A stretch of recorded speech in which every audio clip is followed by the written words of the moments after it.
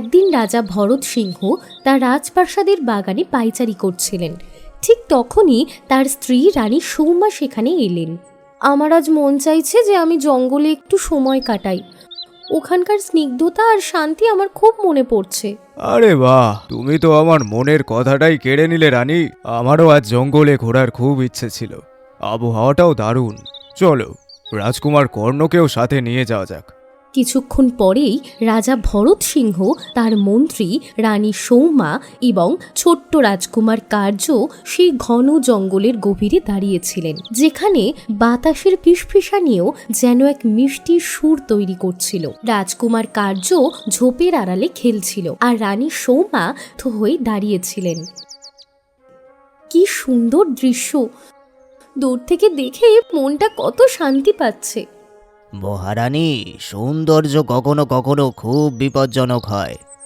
আমি আপনার কথার মানে বুঝলাম না মন্ত্রীমশাই। আসলে আমরা যেখানে দাঁড়িয়ে আছি এই জায়গাটা জঙ্গলের সবচেয়ে রহস্যময় এলাকা বলে পরিচিত। সাধারণ মানুষের এখানে আসার ঘোর নিষেধাজ্ঞা আছে। কিন্তু আমি বুঝতে পারছি না যে মহারাজ তার পুরো পরিবারকে এখানে কেন নিয়ে এসেছেন। মন্ত্রী মশাই, আমি জানি আপনি কি বলতে চাইছেন, কিন্তু আপনার জানা নেই যে এখানে আসতে মানা করার কারণটা হলো বহু সাধু সন্ন্যাসী বছরের পর বছর ধরে এখানে তপস্যা করছে। তাদের তপস্যায় যেন কোনো বাধা না পড়ে, তাই জন্যই এই এলাকার সাধারণ মানুষের জন্য নিষিদ্ধ। রাজা ভরত সিংহের কথায় মন্ত্রী সূর্য সিংহ মুচকি হাসলেন, কিন্তু তখনই রাজার চোখ পড়ল তার ছেলে কার্যর ওপর, যে একটা গাছের নিচে দাঁড়িয়েছিল। পুত্র, সাবধান, ওই গাছটাকে একদম ছোবে না। ওই গাছের প্রতিটি ফল এবং প্রতিটি ডালে কোনো রহস্য আছে। রাজার সাবধান বাণী বাতাসে মিলিয়ে যাওয়ার আগেই ছোট্ট কার্য একটা উজ্জ্বল ফল ছিঁড়ে ফেলল এবং পরের মুহূর্তেই সেটা মুখে পুরে দিল।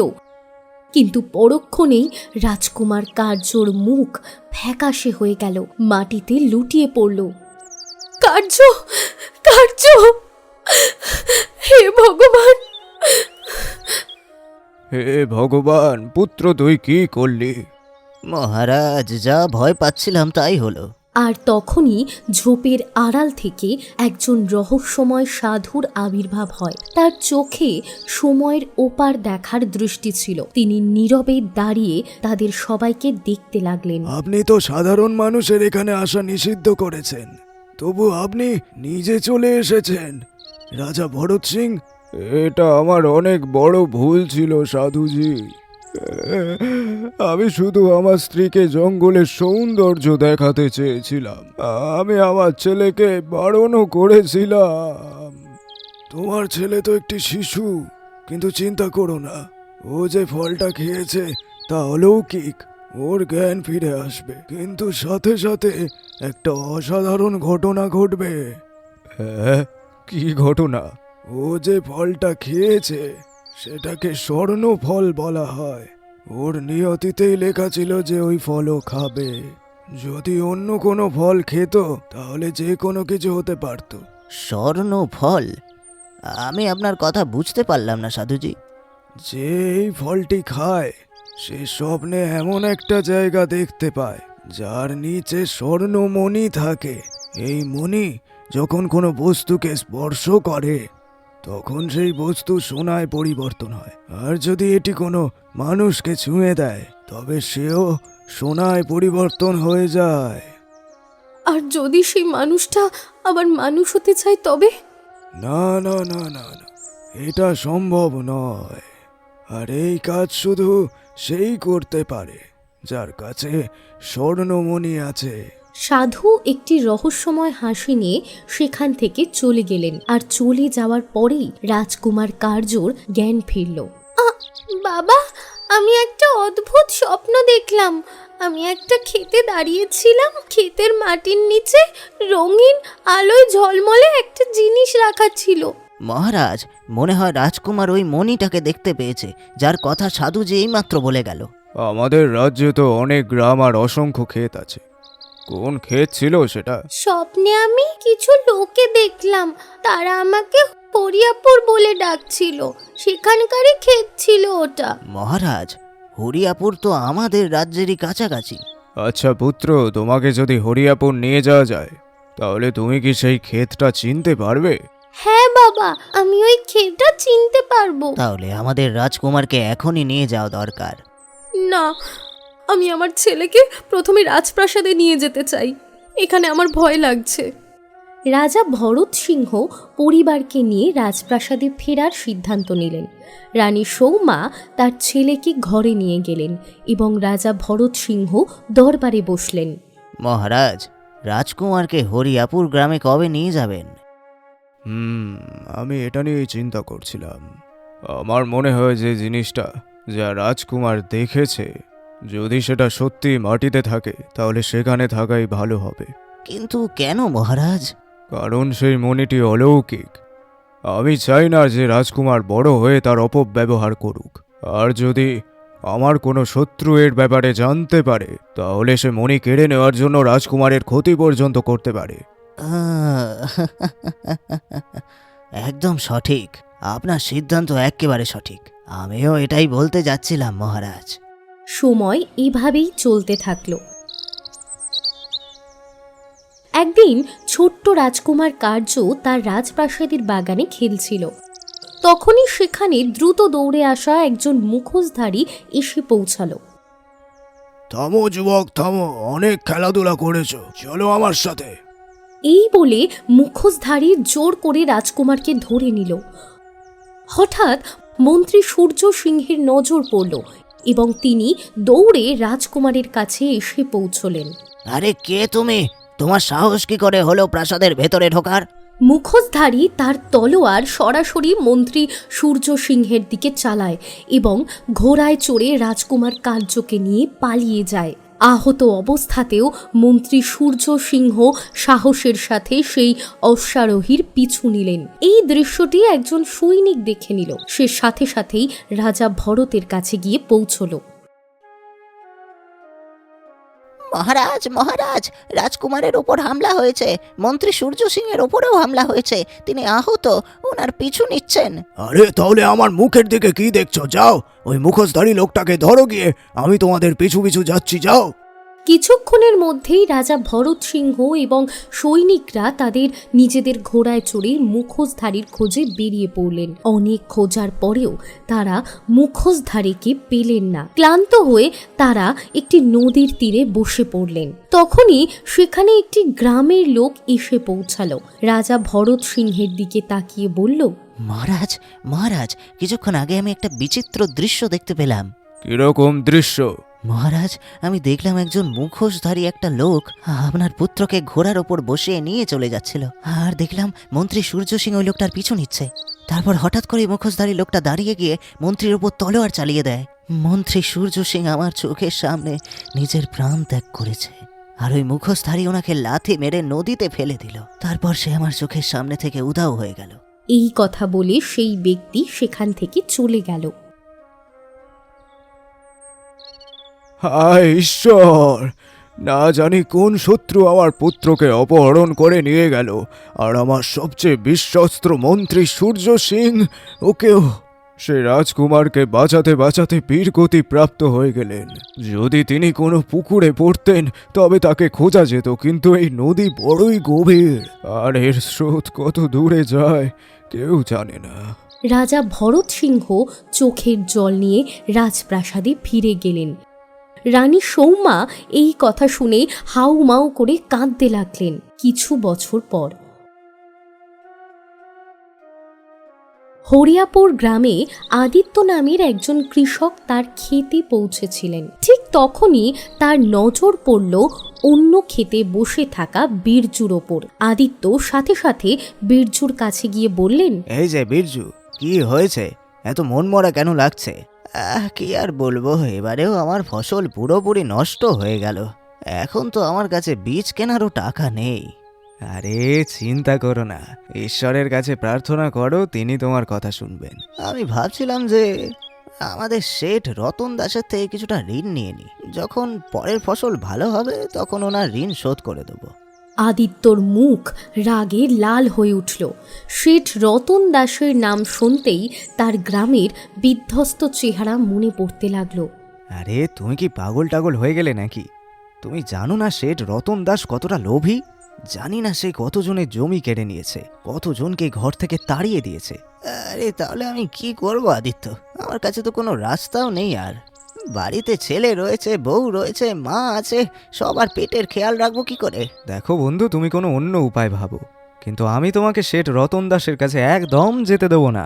হ্যাঁ, এই দেখো না, আমার জমি অর্ধেক অনুর্বর, আর যেটা বাকি আছে সেটাও কিছু ফলায় না। তবুও আমি কি কখনো সেই শেঠের কাছে সাহায্য চেয়েছি? চাইনি না। আরে ভাই, তুমি সাহায্যটা চাইবেই বা কি করে? তোমার জমি তো ঋণের যোগ্যই নয়।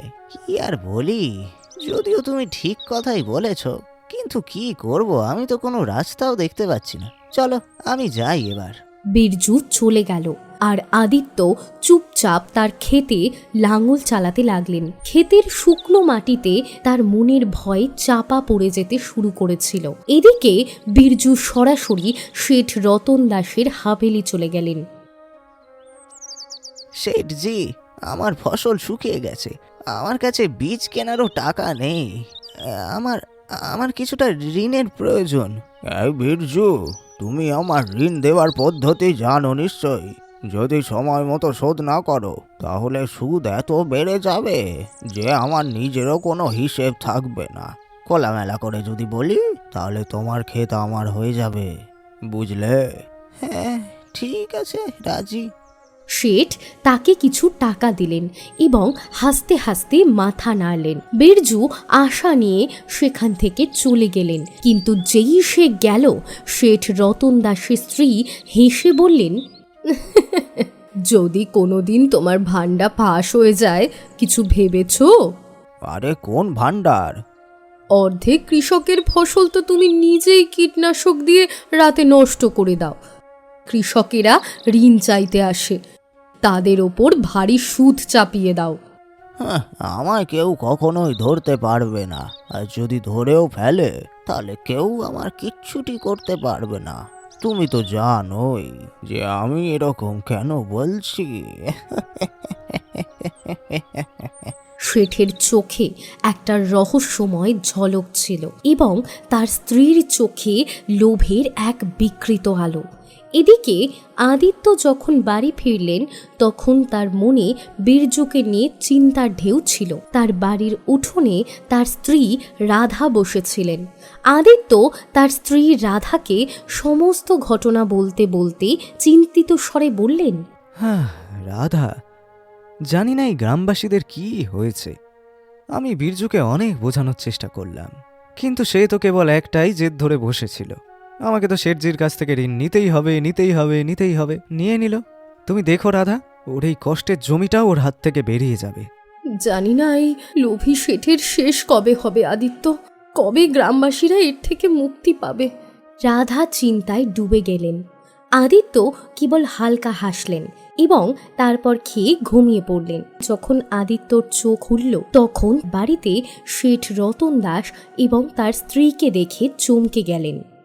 আরে শেঠজি, আপনি এই গরিবের বাড়িতে? এ কোনো জাদু হলো নাকি? হ্যাঁ দেখো আদিত্য, তোমার সাথে আমার একটা জরুরি কাজ আছে। শেঠজি, আপনার মতো বড়লোক মানুষের আমাদের মতো গরিব মানুষের থেকে কি কাজের আশা থাকে? আরে না না, কাজ আছে। তুমি তো ভালো করেই জানো যে গ্রামের অধিকাংশ জমি একভাবে দেখতে গেলে আমার নামেই হয়ে গেছে। শুধু বীরজুর জমি বেঁচেছিল, আর সেও আমার থেকে ঋণ নিয়ে নিয়েছে।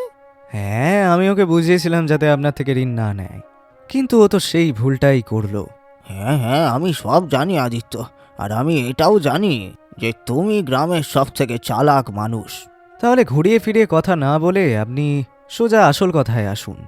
হ্যাঁ, তো আসল কথাটা হলো যে এখন শুধু তোমার জমি রইল, যেটা আমি নিতে পারিনি এখনো। আমি জানি যে তুমি আমার থেকে কখনোই ঋণ নেবে না, তাই জন্য কবজাও করতে পারবো না। আর ওই জন্যই আমি তোমার জমি একেবারে কিনে নিতে চাইছি। আদিত্য এই কথা শুনে অবাক হয়ে গেলেন। আপনি তো এটা ভালো করেই জানেন যে আমার ক্ষেত অর্ধেক অনুর্বর। তার মধ্যে যে আমি কিভাবে ঘাম ঝরিয়ে ফসল ফলাই, সেটা আমার থেকে ভালো কেউ বলতে পারবে না। গ্রামের কৃষকেরা তো এই কথাতেই অবাক হয়ে থাকে যে আমি অনুর্বর জমিতেও ফসল ফলাতে পারি। এবার আপনি বলুন, ওই জমিটার আপনি করবেনটা কি? কোনো কৃষকই তাতে লাঙল চালাতে পারবে না। আরে তোমার এতে মাথা ঘামিয়ে কি দরকার যে ওতে আমি লাঙল কিভাবে চালাবো? তুমি যত দাম বলবে তত দাম আমি দিতে চাই, বলো। যা চাইবো তাই? একটা অনুর্বর জমির জন্য ওতে কি আছে বলুন তো জমিটার মধ্যে? আরে ভাই, তুমি আম খাও না, আটি গোনার কি দরকার? আদিত্য গভীর চিন্তায় ডুবে গেলেন। দেখুন, আমি একজন কৃষক শেঠজি, আর আমি আমার জমি অধিক দামে বিক্রি করব না, কারণ এই জমিটা আমাদের পূর্বপুরুষদের স্মৃতিচিহ্ন। আমি তোমাকে বলেছিলাম না, এ বোকা, এ কখনো মানবে না। তুমি তো জানো আদিত্য, রতন দাসের পুরো গ্রামে দাপট আছে। যদি সে ক্ষেত দখল করে নেয় তবে তুমি চাইলেও কিছু করতে পারবে না। তাই যে টাকা শেঠ দিচ্ছে সেটা নিয়ে নাও। এমনিতেও তোমার তো ক্ষেত অর্ধেক অনুর্বর। রাধা, সেভাবে দেখতে গেলে তুমি ঠিক কথাই বলছো, কিন্তু ঠিক আছে। আদিত্যর মন মানছিল না, কিন্তু রাধার কথা তাকে ভাবতে বাধ্য করল। ঠিক আছে শেঠজি, আমি তৈরি। তাহলে তোমার বাবার ঋণ আমি শোধ করে দিলাম, আর আজ থেকে তোমার জমিটাও আমার নামে হয়ে গেল। হ্যাঁ, আমার বাবার ঋণ? এটা আপনি কি বলছেন? আরে দেখো ভাই, আমি বোঝাচ্ছি। তোমার বাবা বহু বছর আগে আমার থেকে ঋণ নিয়েছিল, আর সেটা শোধ করার আগেই উনি মরে গেলেন। আর এখন তোমার জমিটা আমার খুব দরকার, আর সেই জন্যই আমি তোমার বাবার ঋণ একেবারে শোধ করলাম। তাহলে এবার থেকে তোমার ক্ষেত আমার হয়ে গেল, ব্যাস। আদিত্যর চোখে বিস্ময় ছিল। শেঠ রতন দাস এবং তার স্ত্রী দুজনেই হাসতে হাসতে সেখান থেকে চলে গেলেন। আদিত্য তার স্ত্রীর দিকে তাকিয়ে বললেন, আরে উনি তো একেবারে লুটপাট করে গেলেন, এটা অন্যায়। এখন কি হবে আদিত্য? ভেবেছিলাম যে শেঠ কিছুটা সাহায্য করবে, কিন্তু আমি চুপ করে বসে থাকতে পারবো না রাধা, আমি মোড়ল মশাইয়ের সাথে এই বিষয় নিয়ে আলোচনা করব। কিছুক্ষণ পর আদিত্য মোড়লের কাছে গিয়ে পৌঁছলেন এবং তাকে সমস্ত ঘটনা বলতে শুরু করলেন। মোড়ল মশাই, এবার আপনার সাহায্য চাই। শেঠ রতন দাস জোর জবরদস্তি আমার জমি কেড়ে নিয়েছেন। হ্যাঁ, এবার আমি কি করতে পারি আদিত্য? এই রতন দাসের দাপট দিন দিন বেড়ে চলেছে। এখন এই গ্রামটাও গরিব, সবাই ভয় পায়। তাহলে কি করি? আরে তাহলে তাহলে তাহলে আমি কি করব এখন? কোথায় যাব, কি করব, কিছু বলুন মোড়ল মশাই। মোড়ল আদিত্যর কথায় জবাব না দিয়ে সেখান থেকে চলে গেলেন।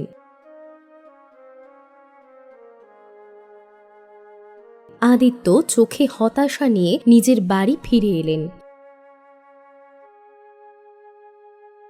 বাড়িতে তার স্ত্রী রাধা গভীর চিন্তায় ডুবে থাকতে থাকতে আদিত্যকে বললেন, একটা কথা আমি এখনো বুঝতে পারছি না, শেঠ রতন দাস তোমার ক্ষেত কেন নিল? সেই ক্ষেত তার কোনো কাজে লাগার মতো ছিল না, আর কোনো কৃষকও সেই জমিতে লাঙল চালাতে পারবে না। হ্যাঁ রাধা, তুমি একেবারে ঠিক কথাই বলেছ। একটা তো কিছু ব্যাপার আছে যেটা আমরা ঠিক দেখতে পাচ্ছি না। আদিত্যর মস্তিষ্ক দ্রুত কাজ করতে শুরু করলো। তিনি বুঝে গেলেন যে কোনো না কোনো রহস্য তো অবশ্যই লুকিয়ে আছে। পরের দিন আদিত্য তার ক্ষেতের দিকে চলে গেলেন, কিন্তু সামনের দৃশ্য দেখে তিনি খুব খারাপভাবে চমকে গেলেন।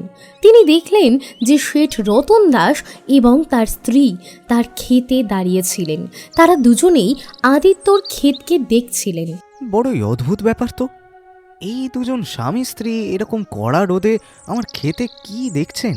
তখনই শেঠ রতন দাসের নজর আদিত্যর ওপর পড়ল এবং তিনি রেগে আদিত্যকে বললেন, মনে হচ্ছে তুমি একদম বুঝতেই পারোনি এখনো পর্যন্ত।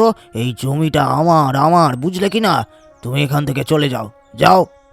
আদিত্য চুপচাপ জঙ্গলের দিকে মোড় নিলেন এবং একটি ঘন গাছের পিছনে বসে গভীর চিন্তায় ডুবে গেলেন। তখনই তার কানে একজন সাধুর কণ্ঠস্বর ভেসে এলো। তুমি জানো না নাকি এই জঙ্গলের মধ্যে সাধারণ মানুষের প্রবেশ নিষেধ? ক্ষমা করুন সাধু মহারাজ, আমার মনে হয় আমি ভুল করে এখানে চলে এসেছি। তোমাকে তো খুব চিন্তিত মনে হচ্ছে। শোনো, মানুষ চিন্তার মধ্যে সেখানেই পৌঁছে যায়। যেখানে সে কোনোদিনও যাওয়ার কথা ভাবতেই পারে না। আদিত্য সাধুকে সমস্ত ঘটনা বলতে লাগলেন। হ্যাঁ, আর এইভাবেই সাধু মহারাজ শেঠ রতন দাস আমার জমিটাকে একেবারে কবজা করে নিল। গ্রামের মধ্যে আমাকে সাহায্য করার মতো কেউ নেই, এবার আমি কি করব? ভগবান তারই সাহায্য করেন যে নিজে নিজের সাহায্য করতে জানেন। আমার কথা ভালো করে শোনো, ওই শেঠ রতন দাসের ওপরে নজর রাখো, তুমি একটা সত্যে পৌঁছাবে। আমি আপনার কথার মানে বুঝতে পারলাম না সাধু মহারাজ। সব বুঝে যাবি বেটা, শুধু শেঠ রতন দাসের ওপর নজর রাখো। বড়ই রহস্যময় ব্যক্তি, তোমার সমস্যা সমাধান হয়ে যাবে। এই বলে সাধু সেখান থেকে চলে গেলেন।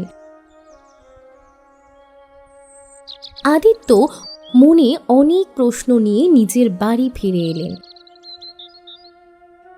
এবং সমস্ত ঘটনা তার স্ত্রীকে জানালেন। যখন সাধু মহারাজ বলেছেন তবে কিছু ভেবেই বলেছেন নিশ্চয়ই। আর এমনিতেও তুমি জঙ্গলের যে অংশে ভুল করে পৌঁছে গিয়েছিলে সেখানে আমি শুনেছি সাধু সন্ন্যাসীরা তপস্যা করেন। হ্যাঁ, তুমি একেবারে ঠিক বলেছ রাধা। আমি আজ রাত থেকেই শেঠ রতন দাসের উপর নজর রাখব। রাতের নিস্তব্ধতায় আদিত্য একা হাভেলির দিকে এগিয়ে গেলেন। তার মনে ছিল প্রশ্নের ঝড়। কিছু তো এমন ছিল যা দেখা যাচ্ছিল না, কিন্তু ঘটছিল। যেই তিনি হাভেলির কাছে পৌঁছলেন তার নজর পড়ল প্রধান দরজার ওপরে। সেখানে শেঠ রতন দাস তার স্ত্রীর সাথে লণ্ঠন নিয়ে বের হতে দেখা গেল। তারা ধীরে ধীরে কথা বলতে বলতে বাইরে যাচ্ছিলেন। সব গ্রামবাসী ঘুমিয়ে পড়েছে, আমাদের এখন আদিত্যর ক্ষেতের দিকে যেতে হবে। খুব আস্তে আস্তে, চলো চলো। ঠিক বলেছ, যখন আমরা দুজনেই খেতে দাঁড়িয়েছিলাম তখনই ওই আদিত্য এসে গিয়েছিল। ভালো হলো তুমি তাকে ভুল বুঝিয়ে দিলে, না হলে সে নানা রকম প্রশ্ন করত। আদিত্য নিঃশ্বাস বন্ধ করে রাখলেন এবং ফিসফিস করে তাদের কথা শুনতে লাগলেন। তখনই হঠাৎ তার মনোযোগ একটি অদ্ভুত বিষয়ের দিকে গেল। হাভেলির প্রধান দরজা সব সময় একজন প্রহরী দ্বারা নজরদারিতে থাকত, কিন্তু আজ সেখানে কেউ ছিল না, না কোনো সেবক, না কোনো শব্দ। এবং শেঠ এত তাড়াহুড়োয় ছিল যে হাভেলির দরজা বন্ধ করা পর্যন্ত ভুলে গিয়েছিল। এত বড় প্রাসাদ আর ভেতরে এমন নিস্তব্ধতা রয়েছে, এটা তো কোনো কাকতালীয় ঘটনা নয়। আদিত্য ফিসফিস করে হাভেলির ভেতর ঢুকে গেলেন। প্রতিটি পদক্ষেপে মেঝে কাঠের আওয়াজ হচ্ছিল, যেন হাভেলি নিজেই তার উপস্থিতি প্রকাশ করছিল। তখনই তার কানে একটি কান্নার শব্দ ভেসে এলো, ক্ষীণ, ভাঙা, কিন্তু তীক্ষ্ণ।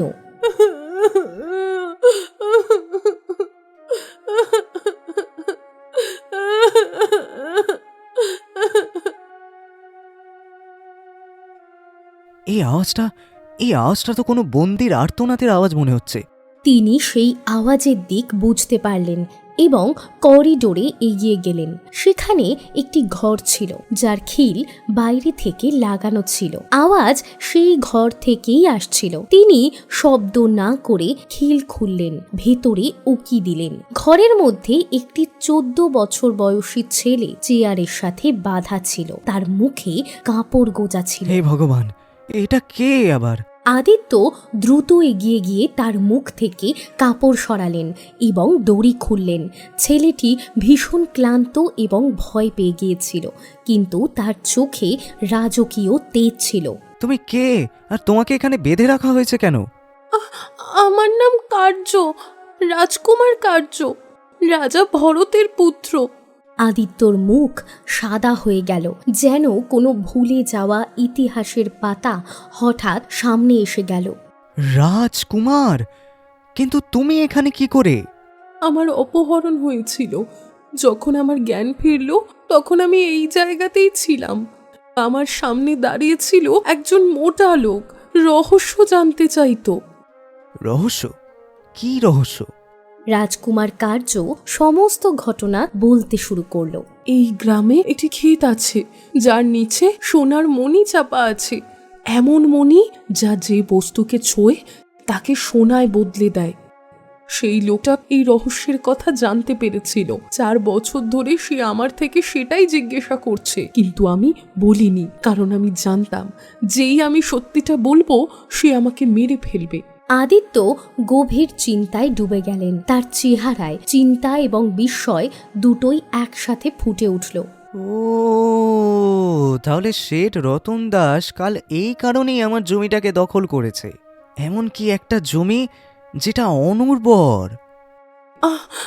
পরশুদিনই সে আমাকে খুব মেরেছিল।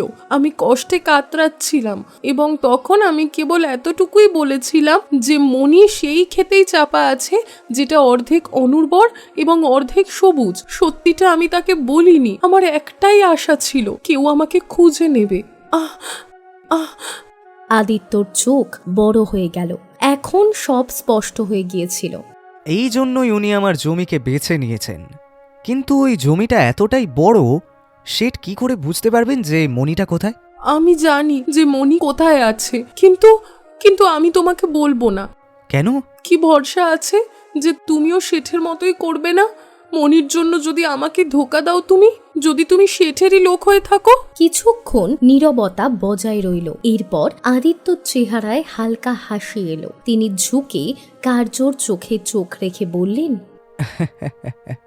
আমাকে ভয় পাওয়ার কোনো দরকার নেই। আমি তোমার সাহায্য করতে চাই, কিন্তু তুমি কাউকে বলো না যে আমি এখানে এসেছিলাম। আজ রাতেই আমি তোমার পিতা রাজা ভরতের সাথে দেখা করব আর ওনাকে সবটা বলবো, ঠিক আছে? কার্য প্রথমবারের মতো হালকা করে মাথা নাড়ল। আদিত্য আবার তাকে সেই একই অবস্থায় বাঁধলেন যাতে কারোর সন্দেহ না হয়। তারপর খিল লাগিয়ে বাইরে বেরিয়ে গেলেন। হাভেলি তখনও তেমনই শান্ত ছিল, কিন্তু আদিত্য জেনে গিয়েছিলেন যে এই নিস্তব্ধতা আসলে এটা কোনো বড় ষড়যন্ত্রের ভিত্তি ছিল। আদিত্য সরাসরি রাজপ্রাসাদে পৌঁছে গেলেন। সেখানে একজন সৈনিক তার পথ আটকে দাঁড়ালেন। রাত্রির বেলা কেউ এই অন্দর মহলে প্রবেশ করতে পারবে না। আরে ভাই, আমার মহারাজের সাথে দেখা করা অত্যন্ত জরুরি। ওনার 4 বছর আগে নিখোঁজ হয়ে যাওয়া পুত্রের সম্পর্কে আমি ভালো করে জানি। গিয়ে বলো। সৈনিক চমকে উঠলেন। তিনি দেরি না করে আদিত্যকে রাজকক্ষ পর্যন্ত পৌঁছে দিলেন, যেখানে রাজা ভরত সিংহ রানী সৌমার সাথে বিরাজমান ছিলেন। কে এই যুবক, আর তুমি একে আমার কক্ষে আনলে কেন? মহারাজ, এই ব্যক্তি বলছে যে ইনি নাকি জানেন রাজকুমার কর্ণ কোথায় আছেন। তুমি সত্যিই জানো আমার ছেলে কোথায় আছে? তুমি কি সত্যি বলছো?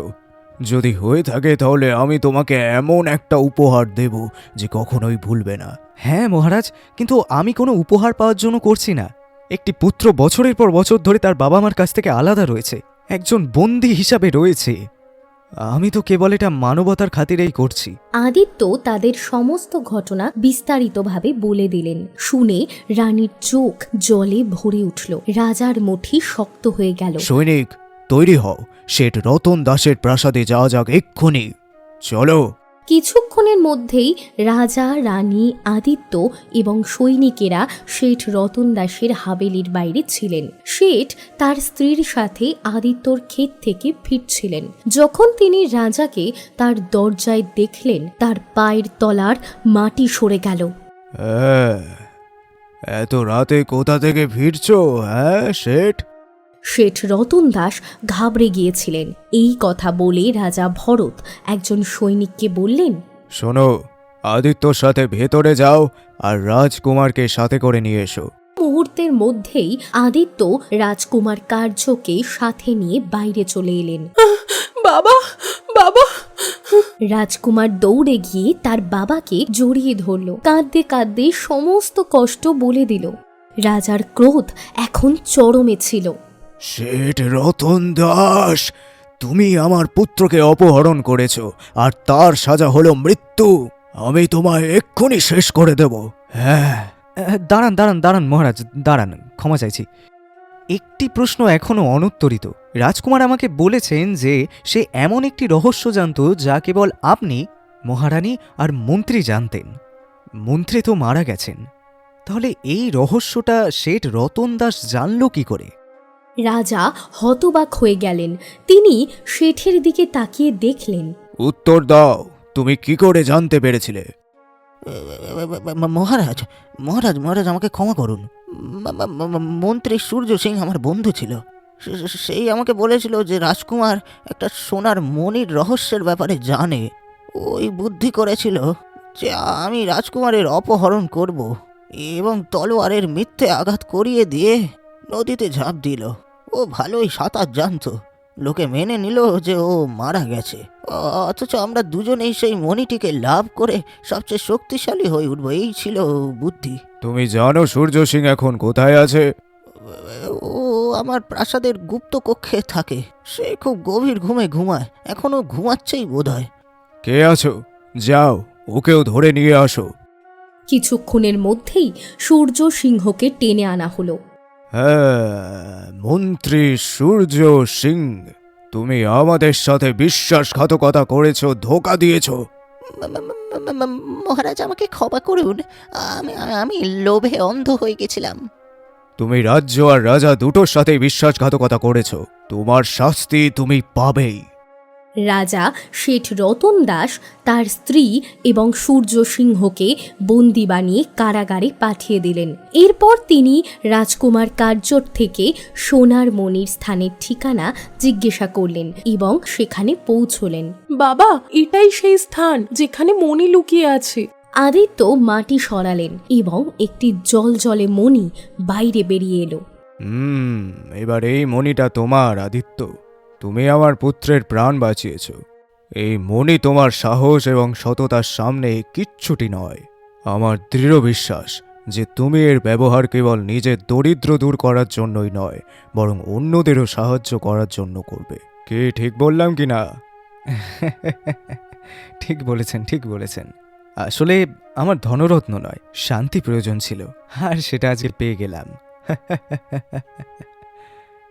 রাজা তার পুত্র এবং রানীর সাথে রাজপ্রাসাদে ফিরে গেলেন। কিছুদিন পর আদিত্য ধনী হয়ে গেলেন। গ্রামবাসীরা লোভী শেঠের থেকে মুক্তি পেলেন। লোভী শেঠ এবং আদিত্যর গল্প প্রজন্মের পর প্রজন্ম ধরে বলা হতে লাগলো।